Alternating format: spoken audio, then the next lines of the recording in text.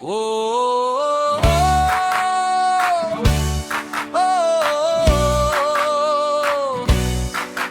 oh, oh, oh, oh. May tao diri sa amon baryo, permi lang ya daw may sekreto. Nagsulod sa banyo sang alas 9, naglokpagit, wala may makakita. Nagahulat kami sa gwasang puwerta, abi namon may ginahimo nga obra. Isa ka oras, wala pa gihapon, nagapanawag na ang kapit bahay kag manong. Singala ko, dugay-dugay magwa, basi na dula sukon naubusan tubig Pagbukas ang puwerta, nagngisi lang siya. Hambal niya ay amigo, okay lang iya. Muslo, musundala lulo, sa sulod sang banyo, ano bala to? Tingala ko dugay-dugay magwa, kay nagamuslo gali pa musundala lulo.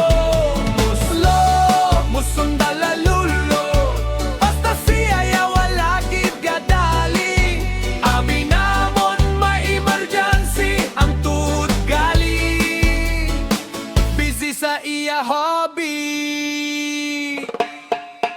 Ang iloy nagpanukto, oy ano na? Ang amay nagsinggit, basi may guba. Ang ido nagaukay sa gwasang puwerta, ang kuring nagapamati pagidiya. Ang silingan nagdala pa plumber, abi nila barado ang tubo sa sulod. Pag-abris ang puwerta, hilong daymang kayang tao daw wala gid kabatyag. Ang shampoo ubos, ang sabon pudpod, ang tuwalya basa hasta sa loob. Hambal sang amigo, ano gid natabo, sabat niya lang ay kabudlay maghugas bro. Muslo, musundala lulo, sa sulod sang banyo daw may misteryo. Tingala ko dugay-dugay magwa, kay nagamuslo gali pa musundala lulo. Muslo, musundala lulo, daw anay lang hindi pagseryoso.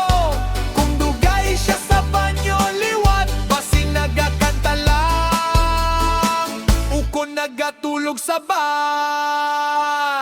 Basta sa banyo may aragid istorya, ang iban naligo, ang iban drama. Kung makita mo nga dugay siya magbuha, ayaw lang pagpamangkot, basi na pahuya ka pa. Muslo, musundala